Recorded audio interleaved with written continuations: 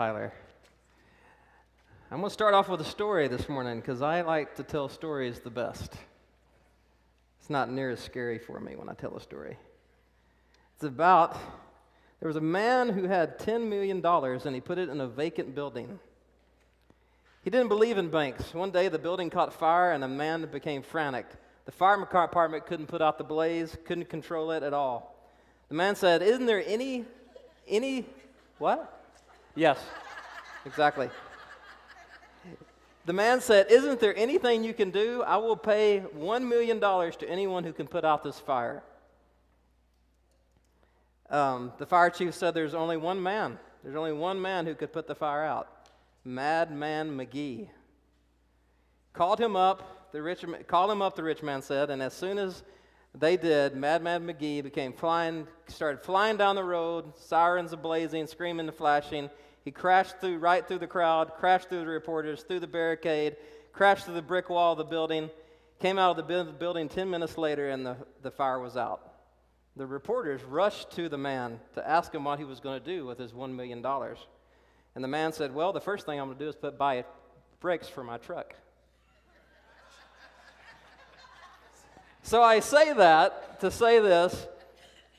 We found out it was going to be all the kids in the service, and Drew needed someone to speak, and he's like, "Well, there's only one guy that will do it. And that's a Madman Truett to do it." And so here I am this morning, and I don't know, Drew asked me to do a lot of jobs, and they get done. It's just not really done how he thinks they're going to get done sometimes, right?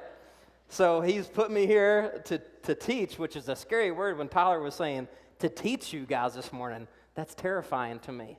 That's terrifying me. I am overwhelmed and full of fear, but I'm trusting God to help me through this morning. Last week or something, I was overwhelmed and full of fear too. I have a buddy named Jimmy, and every year on his birthday, he bikes as many miles as he turns that year for his birthday. And so I just want you to tell you that when we got together for Jimmy's birthday, it wasn't to ride. He didn't turn 10. He didn't turn 20. He didn't turn 30.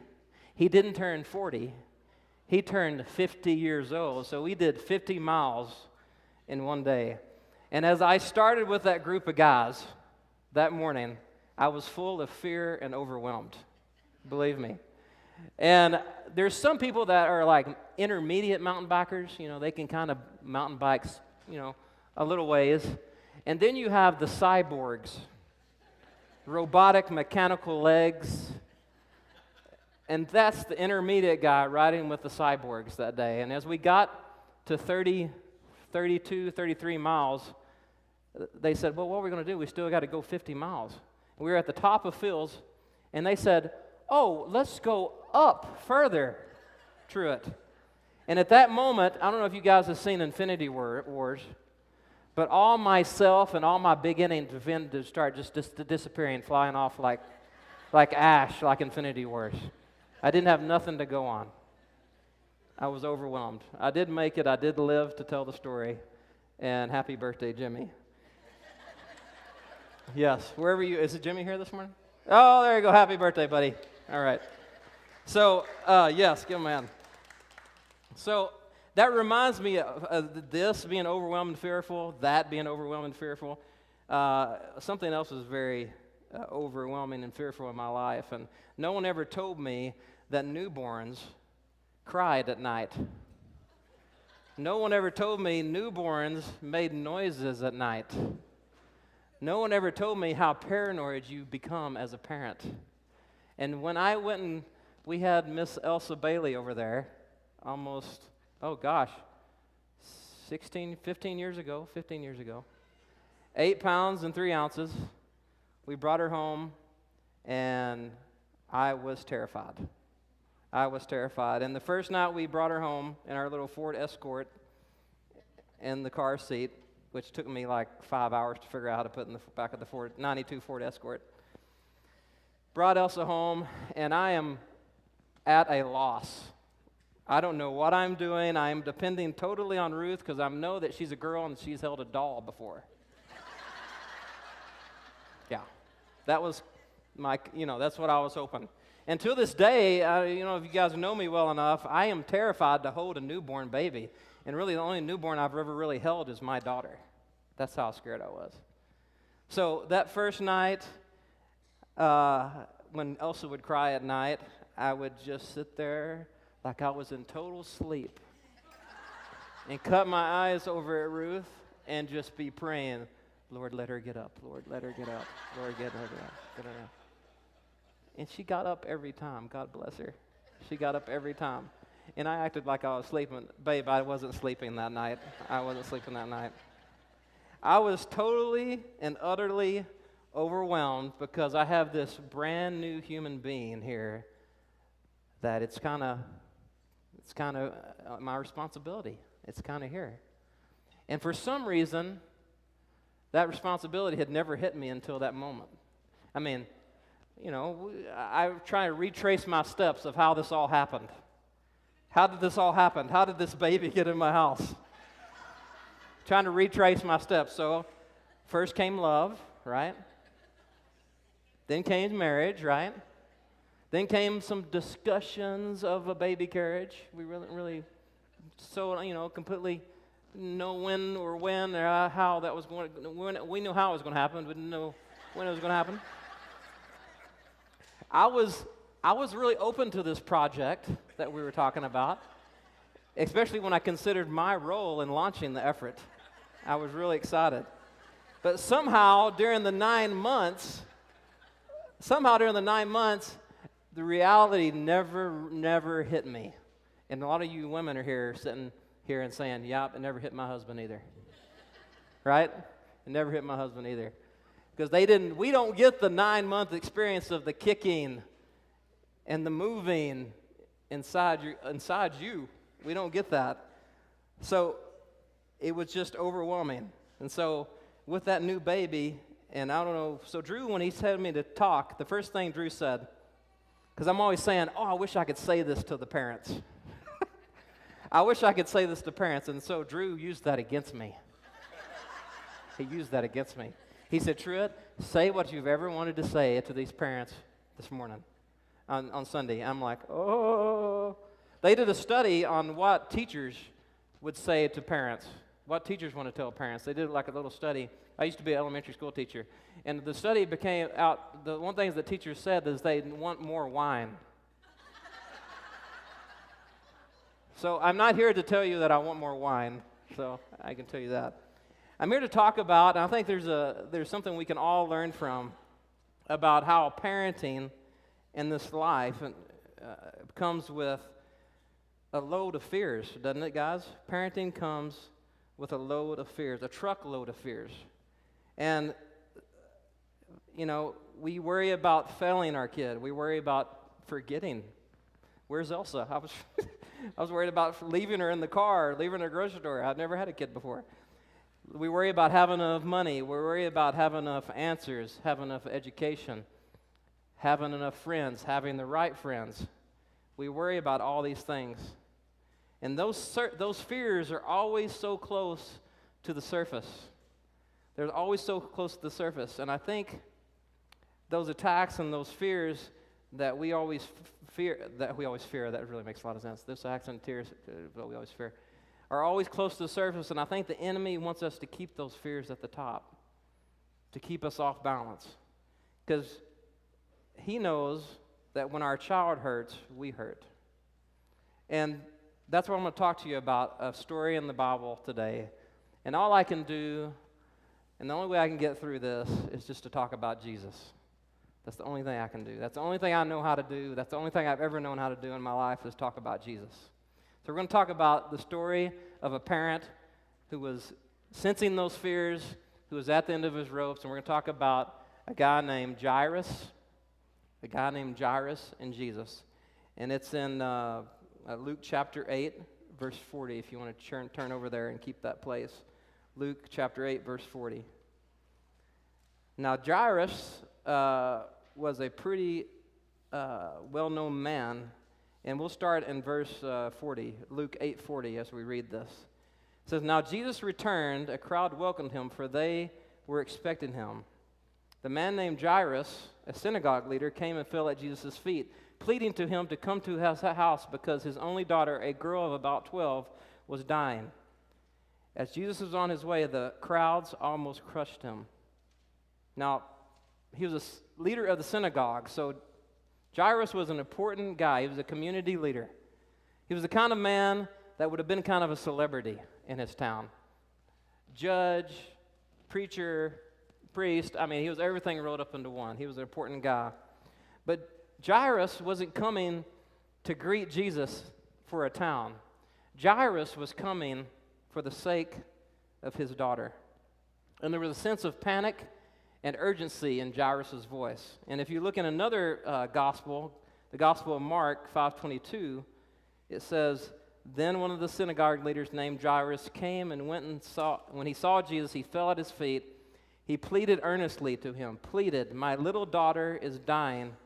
Please come and put your hands on her so she will be healed and live.'" Now, when I'm looking at parenting and how to parent, there's three different parents that brought their children to Jesus. There's three different parents. There's, in Luke here that we're talking about, Jairus, who wants to bring Jesus to his daughter. In Matthew 15, there's a Canaanite mother who has a daughter possessed by a demon. And then you have a father of a boy with seizures in Mark chapter 9. The Canaanite mother says, "Have mercy on me, son of David." The father in Mark of the boy says, "Lord, I believe, help my unbelief." Lord, I believe, help my unbelief. These three parents, when I looked at them, they show me a society in the New Testament that wasn't that happy. These parents were the parents of struggling children. They came to Jesus with their kid hand over here and their other hand stretched towards Jesus. All these parents. And the thing that's really cool about Jesus, every time Jesus responded to him, every time Jesus stopped in his tracks and he responded to him, he always had time. He always had time. There's one in the Canaanite, I think the Canaanite mother, the disciples are actually telling Jesus, "She's just been bothering us all day. Man, don't pay her any attention, Jesus." And Jesus stops, and he talks to her, and he heals her little girl. Now, when Jairus came up to the crowd, I was guessing there was a huge crowd there. It says in the scripture, it says this crowd almost crushed him. That's how many people were there. And in the midst of that crowd, Jesus heard that one parent's concern in their voice. And Jesus heard Jairus' concern over all the other. Now note to anyone that's panicking in here that's a parent, and that probably all of us, we all panic sometime as a parent. We all panic sometime as a teenager, right, teenagers? We all panic sometime as just being an adult of trying to figure out life. We all panic sometimes. But Jesus always has time for us, especially when we're talking to him about our kids. After all, wasn't it Jesus who gave us our kids? Before they were ours, they were his. We have to understand that. Before they were ours, they were his. And even while they are still yours, they are still his.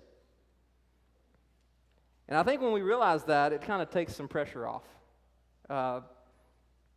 Because we realize we're just giving them back to God. We're just giving them back to Jesus. And wise are parents who regularly give their children back to God. You see, teenagers, your parents are being wise by having you here this morning. You see that? Now, teenagers, don't be like concrete, like some of your people your age, thoroughly mixed up and permanently set. Don't be like that. Realize that your parents love you so much to have you here this morning. They're doing it for you because they know the right thing to do. They're giving you back to God. Now, Abraham, who's ever heard of Abraham in the Bible? Abraham and Isaac. Abraham is our hero in this, the father of faith. In the Genesis chapter 22, it talks about the faith of Abraham. And you can turn to Genesis chapter 22 if you want with me. Sometime later, just the first verse, Genesis 22. Sometime later, God tested Abraham. He said to him, "Abraham, here I am," he replied. Then God said, "Take your son, your only son, whom you love, Isaac, and go to the region of Moriah. Sacrifice him there as a burnt offering on a mountain I will show you." Early next morning, Abraham got up, loaded his donkey. He took two of his servants with him. He had cut enough firewood for the burnt offering. He set out for the place God had told him about. On the third day, Abraham looked up and saw the place in the distance. He said to his servants, "Stay here with the donkey while I and the boy go over there. We will worship, and then we will come back to you." Did you catch that last part? God tells Abraham to sacrifice Isaac. He knew exactly what he was going there to do. But before he leaves his servants, Abraham tells his servants, "You guys just hang out because me and Isaac will be back. We'll be back." Here's the thing. Abraham knew that if he gave his child to God, God would give him back. We don't know why Abraham said that. Like, was he going to escape? Was he going to come back from the dead? What was Abraham thinking? All we know is Abraham's faith, of having faith that if he gave his child to God, God would give him back to him. That's a high-pressure example, right, parents? Very high-pressure example. Very high-pressure example. And that's what Jairus is doing in this story. He has given his child back to God. He begged Jesus to come into his home. It wasn't going to work from a long-distance kind of thing. He wanted Jesus to be at her bedside. The long-distance relationship was not working. He wanted Jesus' hands to be on his child. He wanted Jesus' hands to be on his child. So, like I said, I'm just going to point out some things that the Lord has told me about this. I have my email up there. If anything strikes you funny or you have more questions about it, email me, and I will answer them. If you say, "Well, Trill, what did you say at that thing, blah, blah, blah," just email me, and I'll get back to you. The first thing I want to talk about the story is the power of presence. The power of presence. Moms and dads, adults, grandparents, all of you here, I'm trying to preach into the choir here this morning. We need you in church. That's a shock coming from me. I'm sorry. It's probably not a shock if you've been around me long enough. All I ever do is tell people how important church is. I really believe I have been put on this earth to tell people about Jesus and to get parents to get their kids in church. And if I didn't mention this morning, I wouldn't be myself. So the power of presence. It is your job, it is our job, parents, to be the spiritual leaders of our children, not us pastors. We can't be the spiritual leaders for your children. You have to be. Now, dads, you can be the biggest influence in a child's life. And there's a stat out there that says 80% of families come to know Jesus if the father is a Christian in the home. Let me say that again. 80% of families become believers if the father is, like I would say, a forever friend with Jesus. 80%. Is that pretty amazing? 20% of a mother, 5% of a child. That's why I'm always challenging dads to take the lead in this aspect, because it's important. It's really important. Then as parents, we get to choose the other influences that we allow on our kid. My hope in the life of my daughter is that when she's ticked off at me, when she's mad at me, she has someone else to point her to Jesus. Someone else to take her to Jesus. To always point her in that direction. And I would rather it not be someone else that's 15 years old. I mean, it's great if she has another believer that's her age, but I would like it to be another adult that's grounded and has a bigger foundation. So we get to choose, and so we got to make sure that we're always getting our kids around the right influences of other friends and other adults. I had a pastor, old pastor, and I had a friend that I always brought to church. His name was JJ. And JJ always had just for the sake of all the kids here, he was a smarty pants. He was a smarty pants. Reminds me a lot of Scott Peters, actually. He always had something quick to say. Every time my pastor would try to nail him on something, he always had something quick to say. And this is a conversation that me and my pastor and my friend usually had on Easter Sunday. He'd come up to my friend, he'd say, "You need to join the army of the Lord." My friend would say, "I'm already in the army of the Lord, Pastor." My pastor would say, "How come I only see you on Christmas and Easter?" And my friend would say, get real close to my pastor, my old pastor's ear, and he would say, "Because I'm in the Secret Service."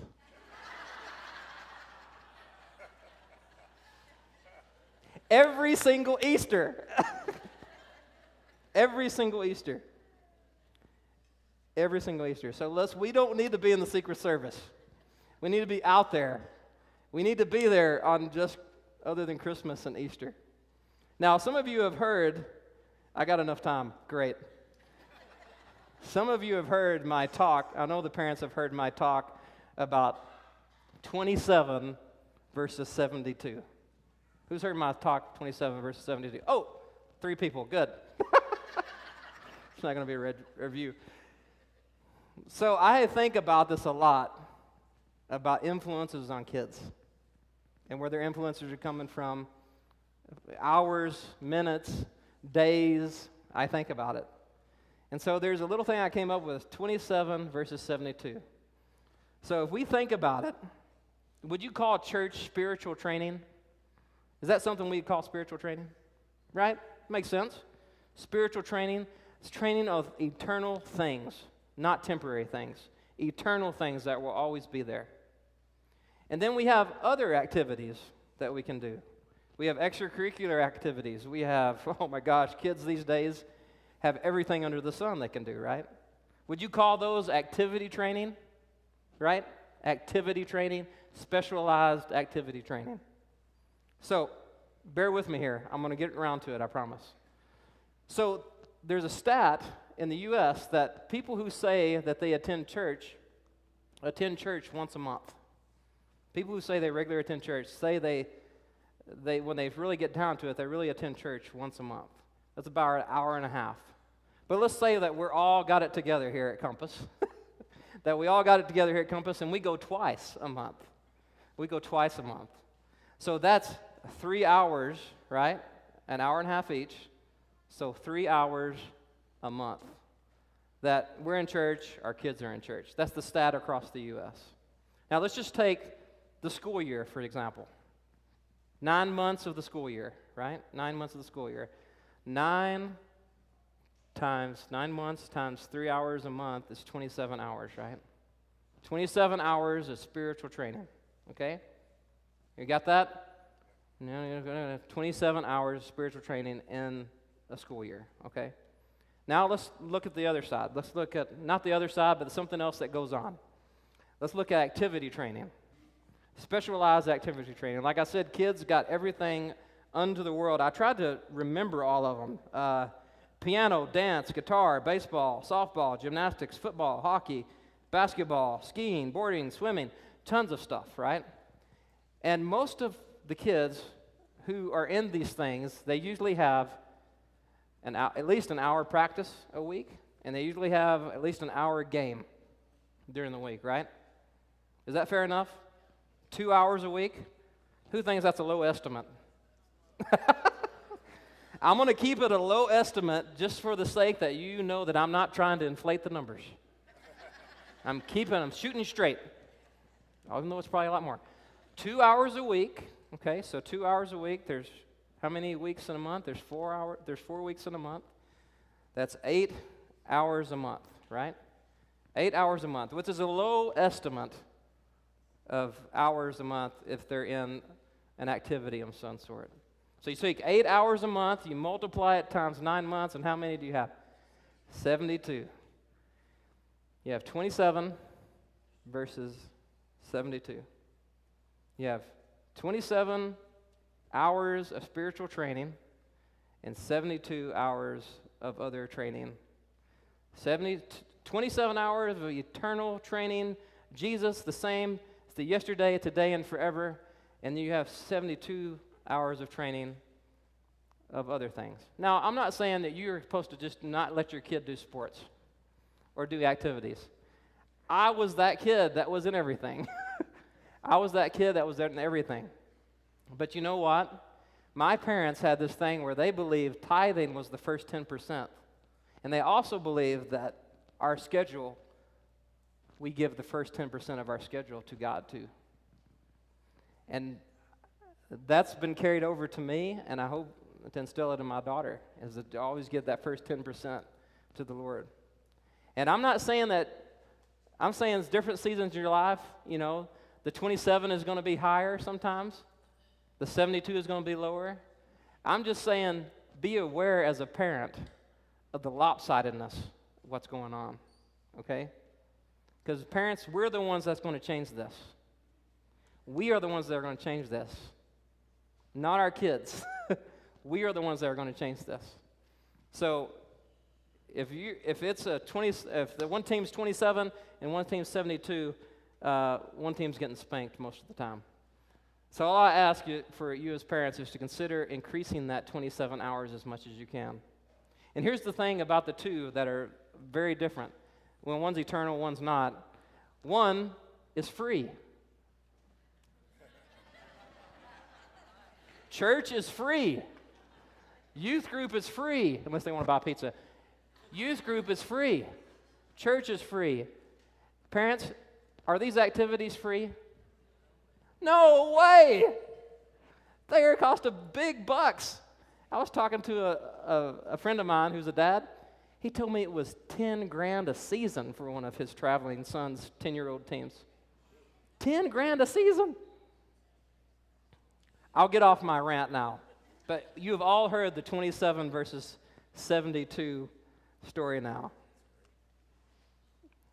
Just like Jairus, we want our Jesus to be right by our kids. I think the best way to do that is to bring them to church. I always will. I always will. I always will. And if I ever run across someone that says they can grow as a Christian without church, they will get a fierce debate from me. Right, Brad? They will get a fierce, Brad didn't say that, but he knows who I'm talking about. They will get a fierce debate from me, because I believe it is very important. I believe it's very important. So the power of presence, the power of your kid being where Jesus is at, most as you can. The next thing I want to talk about is the power of prayer. The power of prayer. This is the biggest thing that we can get from Abraham, of what God told Abraham to do. Abraham was able to trust God because I believe he probably had the strongest prayer life that we've ever seen in our lives. Prayer is important. Giving our children to God takes prayer more than anything. I am a prime example of answered prayer. I need a lot of prayers to keep me upright from killing myself mountain biking. A lot of you have been praying for me for this talk, and I really appreciate it because I am a nervous wreck. But God with me, I can get through it somehow.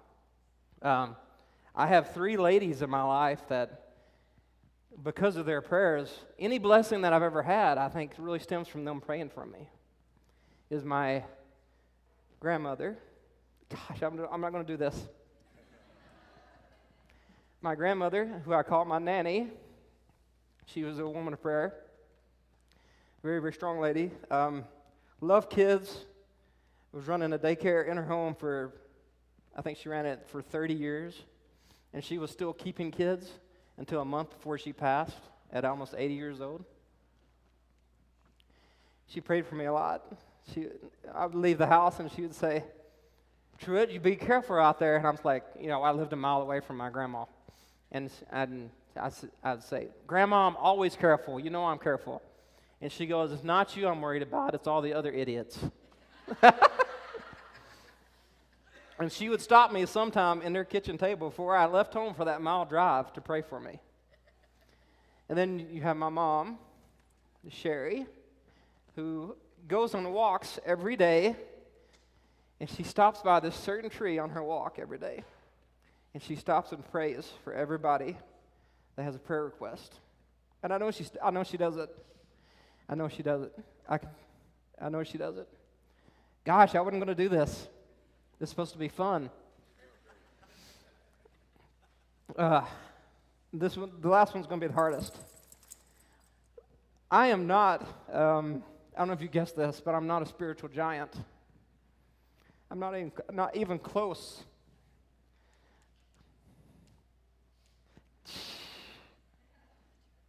Why am I doing this? Yeah. Woo, 15 more minutes. The last one is my wife, Ruth. Yeah.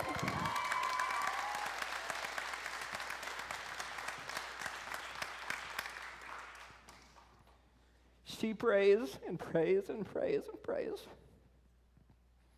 And I know she does. She didn't just say she's going to pray like I do. She actually does.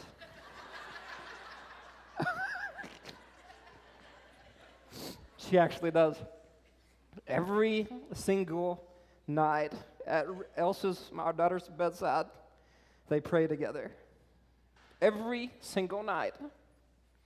From 1 year old to 15 years old. That's a big deal. That's a big deal. So prayer is important. And I can see the fruit of that prayer in our family, in our lives, in my life, and Elsa's life.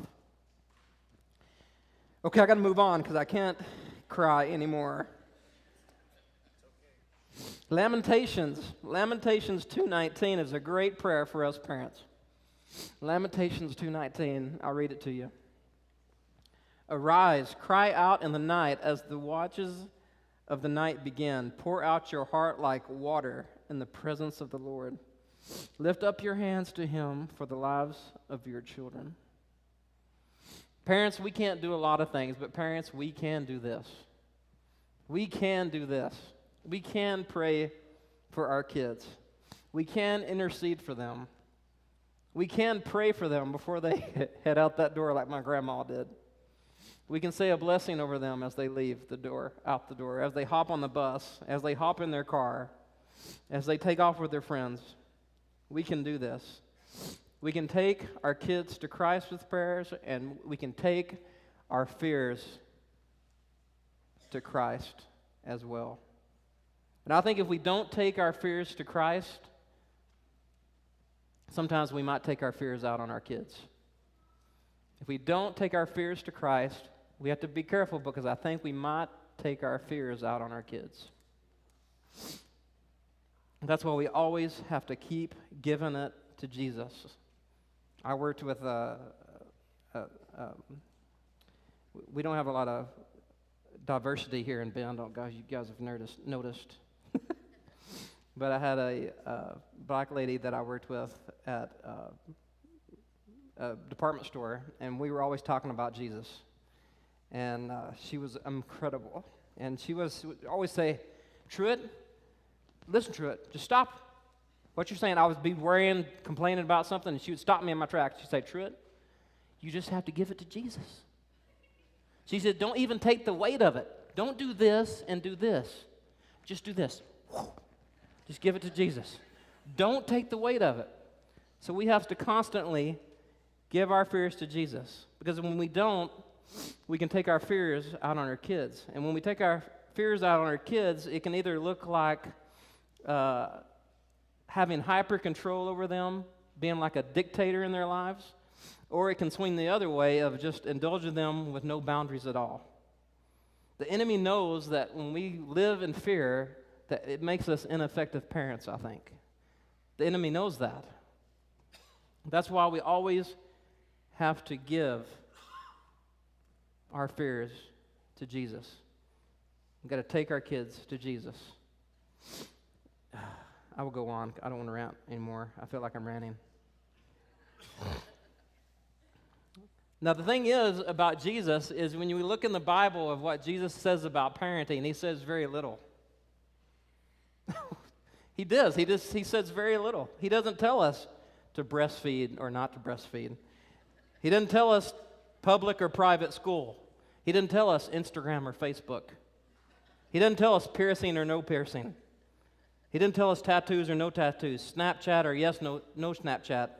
He didn't tell us Summit, Mountain View, or Bend High. He didn't tell us all that stuff. I can tell you one about the last one, though. One of the last ones. No Snapchat. You thought I was going to talk about the high school. See, I tricked you. Not going there. Not going there. But we can look at these parents who brought their kids to Jesus and get an example of Jesus' parenting model. Maybe, just maybe, Jesus gave us these stories, these happenings in the Bible, to really highlight his parenting style. And this is Jesus' parenting style. This is Jesus' parenting style. Talk to me about your kids. Bring your kids to me. Bring your kids to me. And when you do, he'll stop and he'll listen to you and respond to you. He will never turn away a prayer for parent. We can raise our kids in a greenhouse of prayer, right? We can raise our kids in a greenhouse of Jesus. We can raise our kids around a church who will always be praying for them. We should never stop parenting, and we should never stop praying for our kids. I've heard these people say this, and I really have a problem with it. Well, she's 18. She can do whatever she wants. Well, that's true, but you still are the parent. You still are the parent, and you're always going to be her parent, and she needs to know where you're coming from. So sorry, Elsa. That's not going to work, and you probably know that already. You are always going to be the parent. We can't protect our kids from every bad thing in this life, but we can take them to the source of life. We can trust our kids to Christ, but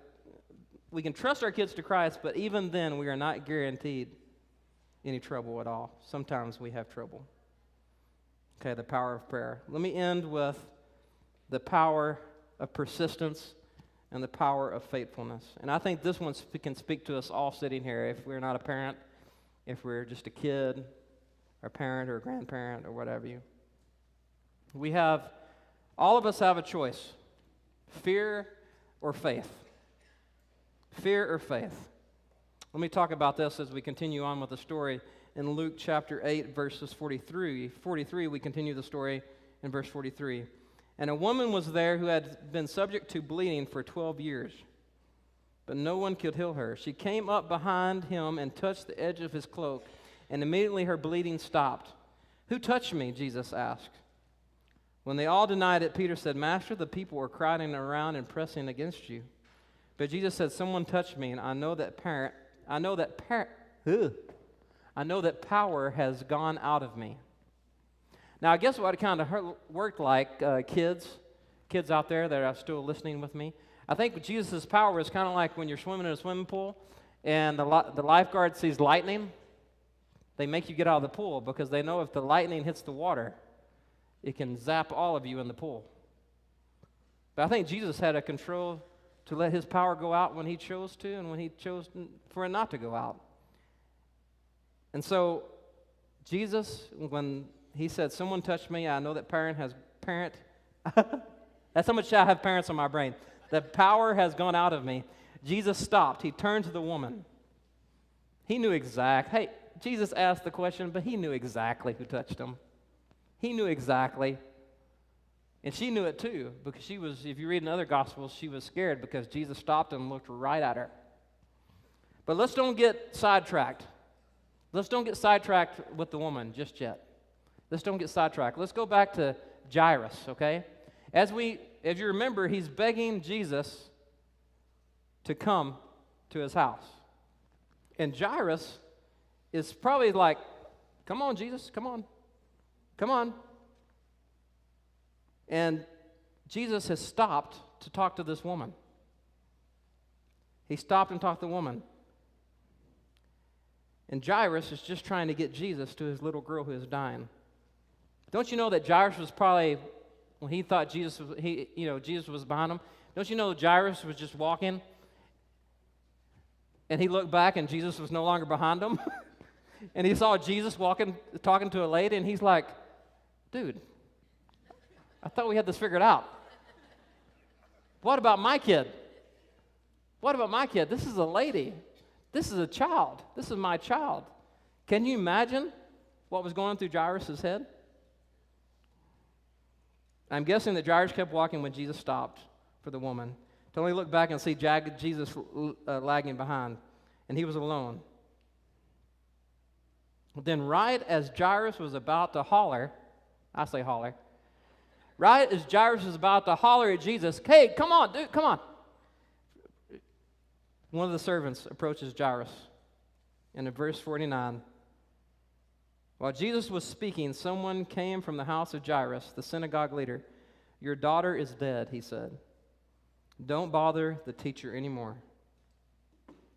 Hearing this, Jesus said to Jairus, don't be afraid, just believe, and she will be healed.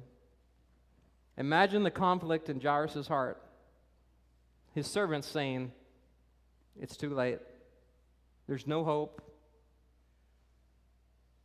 And Jesus is saying, on the other hand, it's going to be okay. Just trust me. She's going to be okay. Really, if we think about it, folks, that's where we're all at today, right? That's where we're all at today. Parents, teenagers, adults. We have the world saying, just give up, it's too late, there's no hope. Your child is hopeless, it's not going to get better. And on the other hand, we have Jesus saying, it's going to be okay, I love you, trust me. Your child will be okay. Okay, teenagers, if you're still listening, think about it. Is this where you're at, teenagers? The world is telling you you have no purpose, no one loves you, there's no hope, there's no truth. You have to figure this all out on yourself, and you just don't know what to do. But Jesus, today, teenagers, is telling you, you have a purpose. I don't care about your scars and your fails. I love you right where you are at. I'm your hope. I want to be with you. You don't have to have it all figured out. Just give it to me. It's always better to go with someone who's been there before. It's always better to go with someone who's been there before. And I brought up the mountain biking thing earlier. And there's this thing that I've realized in mountain biking.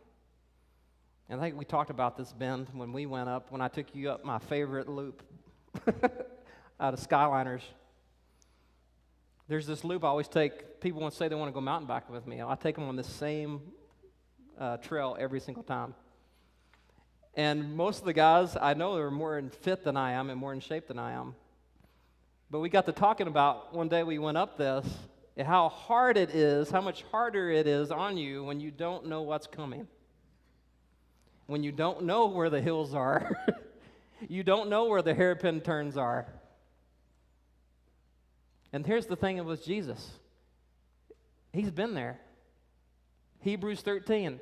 He is the day yesterday. He is the same yesterday, today, and forever.